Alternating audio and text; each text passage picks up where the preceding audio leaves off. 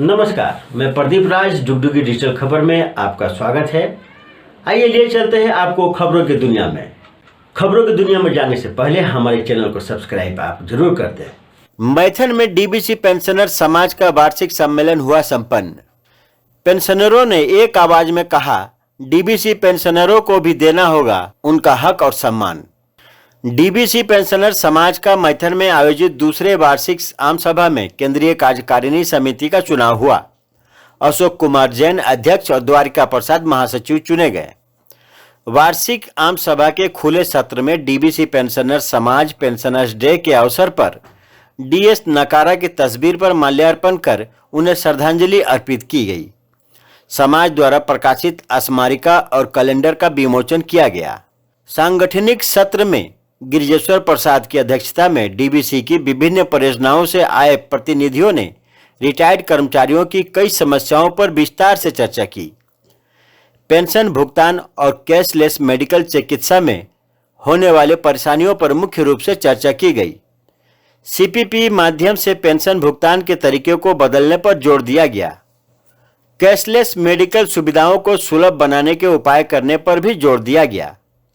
DBC pensioner समाज के अध्यक्ष अशोक कुमार जैन और महासचिव द्वारिका प्रसाद ने कहा कि पेंशन के सीपीपी तरीके को बदलने और कैशलेस मेडिकल चिकित्सा को आसान बनाने के लिए संगठन लगातार डीबीसी प्रबंधन के संपर्क में है और उन्हें उम्मीद है कि रिटायर्ड कर्मचारियों की परेशानियां दूर कर ली जाएगी। कार्यक्रम का संचालन गिरिजेश्वर प्रसाद ने किया तो वहीं धन्यवाद ज्ञापन रुद्र प्रताप सिंह ने दिया।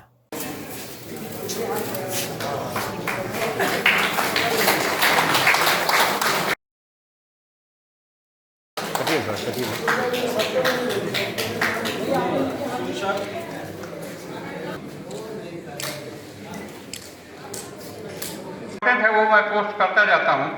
अपने जो हम लोग का व्हाट्सएप ग्रुप है, मेनली दो ग्रुप है, एक चंद्रपुरा से बनाया हुआ है और एक हमारा सेंट्रल का।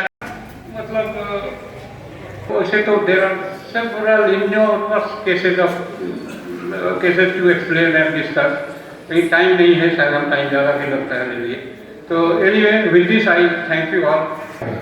उसके बाद 932 सर्कुलर निकाले, उसमें बोलते हैं कि रेट जो लगेगा वो इलेक्शन में जो रेट डिसाइड किया हुआ वही लगेगा। 935 में फिर निकाले, उसमें बोलते हैं कि इम्प्लाई के लिए जो लाइसेंस भी डिसाइड हुआ है उसका 25 गुना लगेगा। एक दूसरा ऑर्डर दूसरे को सुपरसीड नहीं कर रहा है, वन आफ्टर अनदर चला जा रहा है। कोर्ट से पूछा गया है कि इस तरह का हो सकता है क्या, एक साथ में 3 ऑर्डर ऑपरेटिव हो सकता है। चौथा है 2000 फरवरी में एक रेट रिवाइज हुआ था गवर्नमेंट ऑफ इंडिया की तरफ। उस समय एक उदाहरण और है, पहले तो जानना होगा कि फंड कहाँ, पेंशन फंड आता कहाँ है, कहाँ से।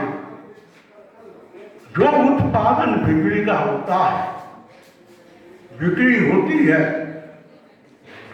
उसके 1 यूनिट से 15 पैसा कट करके वो पेंशन फंड में जाता है। देखिए, हम लोग को पेंशन फंड की स्थिति जानने के लिए आके ही लगाना पड़ता है। तब कुछ तो भी सही खबर नहीं मिलती है। हमारे नुमाइंदे उस ट्रस्टी बोर्ड में होंगे तो हमारी खबर मिलती रहेगी बराबर। हम रेगुलर एम्प्लॉई थे तो हम लोग ने इसका बड़ा आंदोलन छेड़ दिया था। डीबीसी मैनेजमेंट का साथ हम लोग को मीटिंग हुआ। मीटिंग में 23/5/2023 को डीबीसी मैनेजमेंट एक ऑर्डर निकाला कि भाई सीपीपीसी जो नहीं चाहता है वो पेंशनर सेल जो डीबीसी का है उससे डायरेक्ट बात करे, उसी से वो अपना काम कराए। जो आदमी चाह रहा है बैंक से लेने के लिए वो बैंक से ले सकता है। लेकिन क्या कारण हुआ ये हम लोग नहीं जानते हैं। कुछ दिन बाद हम लोग ने देखा कि मैनेजमेंट जो ऑर्डर निकाला उस पर टाइम नहीं रह पाया। कुछ कारण था उसमें, कारण सबका समक्ष बोलना ठीक नहीं है, लेकिन प्रेसिडेंट को हम लोग बताया कि उसको मैनेजमेंट की वो मान्यता नहीं दिया। लेकिन इतना तो हम लोग आपका पास ये बात कर सकते हैं कि सीपीपीसी जो है इसको विड्रॉ करना पड़ेगा मैनेजमेंट को, ये हमारा विश्वास है। उस दिन नेक्स्ट वीक में शायद हम लोग डीपीसी 15 संस्था में लागू किया गया है, उसमें डीबीसी का नाम नहीं है, तो आप जोर जबरदस्ती क्यों डीबीसी को घुसा दिए, इसका पीछे क्या कारण है? तो उन्होंने थोड़ा इसको बात टालने के लिए बहुत कोशिश किया, लेकिन आज तो इतना आप लोग का सामने हम लोग बोलने चाहते हैं पेंशन समाज की ओर से कि सीपीपीसी जो है इसको विड्रॉ करना पड़ेगा। उसके लिए हम लोग बहुत कुछ कर रहे हैं, बहुत आगे भी हम लोग जाएंगे, हम लोग को कुछ प्रोग्राम है। निरसा के गोपीनाथपुर कोलियरी में हुई झड़प मामले में दोनों पक्ष पर प्राथमिकी दर्ज, 2 लिए गए हिरासत में।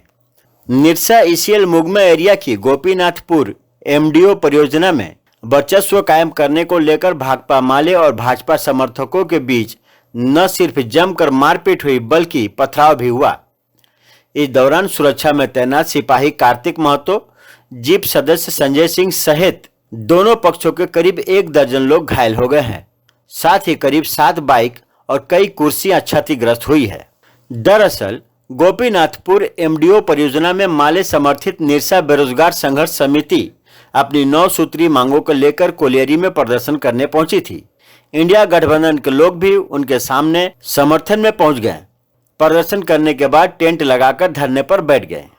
कुछ देर बाद भाजपा समर्थित गोपीनाथपुर कोलियरी बेरोजगार संघर्ष समिति के लोग भी मौके पर पहुंचे। इसके बाद इंडिया गठबंधन के लोग भी आमने सामने धरने पर बैठ गए।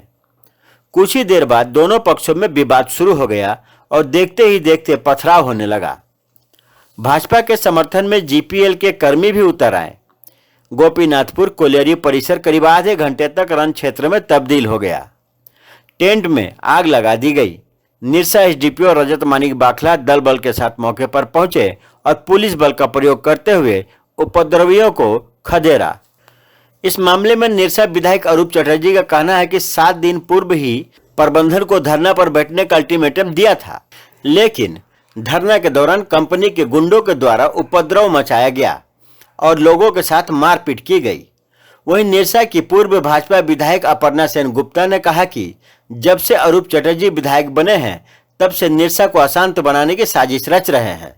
निजी स्वार्थ और कोयला चोरी को बढ़ावा देने के लिए विधायक अरूप चटर्जी अपने समर्थकों से आंदोलन करवा रहे हैं। देखिए, हम लोग तो यहाँ बेरोजगार संघर्ष मोर्चा के बैनर तले ये लोग ग्रामीणों यहाँ पर धरना दे रहे थे और बाकायदे 7 दिन की नोटिस देने के बाद शांतिपूर्ण तरीके से धरना दे रहे थे। यहाँ कंपनी के ठेकेदार एवं कुछ बुर्गे के द्वारा यहाँ पर लोगों पर पथराव किया गया, फायरिंग की गई और उसके बाद पंडाल भी जला दिया गया। तो ये प्रशासन के रहते हुए तमाम चीजें, गाड़ी की भी तोड़फोड़ हुई। तो कहीं ना कहीं हम समझते हैं जो प्रशासन इसके लिए जिम्मेदार है और प्रशासन अगर एक्शन नहीं लेती है तो हम लोग प्रशासन के खिलाफ भी आंदोलन करेंगे और हम लोगों की धरना जो है वो धरना कंटिन्यू करेगी। अब हमारे कुछ साथी लोग पथरावबाजी में घायल हुए, वो लोग हॉस्पिटल में इलाज भी चल रही है। तो यहाँ महिलाएं सिर्फ चर्चा कर रही थी, पंडाल में बैठकर उस लोगों के ऊपर पथराव किया गया, महिलाओं को भी लगी है चोट। तो कहीं ना कहीं प्रशासन की ढिलाई या प्रशासन उनको जो मदद कर रहे हैं, चाहे वो किसी भी लालच में हो, उसी के कारण तमाम चीजें हुई। काउंटिंग हुआ है, जब से ये जीते हैं तब से निरसा विधानसभा अशांत हुआ है। कहीं चोरी हो रहा है, कहीं डकैती हो रहा है, कहीं पटियाला होटल में किस तरह से मतलब सबको परेशान किया जा रहा है, चिरकुंडा में किस तरह से परेशान किया जा रहा है और आज देख रहे हैं यहाँ किस तरह का कोयला चोर को बढ़ावा देने के लिए, कोयला चोरी करने के लिए यहाँ किस तरह से मतलब नौटंकी किया जा रहा है। आप देख रहे हैं किस तरह से क्या किया जा रहा है। ये क्या दर्शाता है? इसीलिए जनता वोट दिया है, इसीलिए विधायक बनाया है कि निरसा विधानसभा को अशांत करने के लिए। ये हम लोग बर्दाश्त नहीं करेंगे, कभी नहीं बर्दाश्त करेंगे। अभी हम आए हैं अपना हक में खड़े, अपना हक अधिकार के लिए ये लोग लड़ाई लड़ रहे हैं। स्थानीय का ये लड़ाई है, ये अब पूरा जो मतलब निरसा को अशांत किया हुआ है और निरसा पूरा अशांत हो गया है, ये हम लोग बर्दाश्त नहीं करेंगे। हम अभी एसएसपी साहब के पास तब्दील हो गया सर? अचानक से एक उपद्रवी शायद कोई पत्थरबाजी किया, उसी में लोग आक्रोशित होकर आपस में पत्थरबाजी शुरू कर दी है। आज कुछ यहाँ पे हुआ है। द्वारा पुलिस पर आरोप लगाए जा रहे थे। देखते हैं जो आरोप है। यहाँ तो हमारी जो है व्यवस्था में तैनात थे सभी प्रभारी जो आसपास के मेरे अनुमंडल क्षेत्र के हैं, सब लोग थे, और उसमें हम लोग जो है पक्षों पर कार्रवाई कर रहे हैं। जो भी गलत हुआ है यहाँ पे संबंधित तत्वों को छांट करके जो है जो जिसमें मुख्य आरोपी रहा है वो लोग को हम लोग भेजेंगे। कैसे पुलिस के जवान भी घायल हैं? हाँ, घायल एक का चोट है और हाथ में भी को भी कुछ हल्की चोट आई है पथराव में। आगे क्या कार्रवाई करने जा रहे हैं पुलिस? आगे देख रहे हैं, स्थिति के अनुसार हम लोग कार्रवाई। डीबीसी पंचित 0 पॉइंट में सोलर प्लांट लगाने का विस्थापित ग्रामीणों ने किया विरोध। डीबीसी पंचित प्रबंधन द्वारा 0 पॉइंट में सोलर प्लांट लगाने के निर्णय के खिलाफ विस्थापितों ने धरना प्रदर्शन किया और डीबीसी प्रबंधन के साथ वार्ता की। इस आंदोलन के दौरान विस्थापितों ने कहा कि जब हमारा देश आज़ादी का जश्न मना रहा था उस समय हमारे देश में विकास के लिए संसाधनों की भारी कमी थी। नदियों में लगातार बाढ़ आती रहती थी और इन समस्याओं के समाधान के लिए तत्कालीन प्रधानमंत्री पंडित जवाहरलाल नेहरू ने 1959 में पंचित डैम का शिलान्यास किया था। डैम के निर्माण में स्थानीय लोगों ने खुलकर सरकार का सहयोग किया, अपनी जमीन दी और बेरोजगार व विस्थापित हो गए।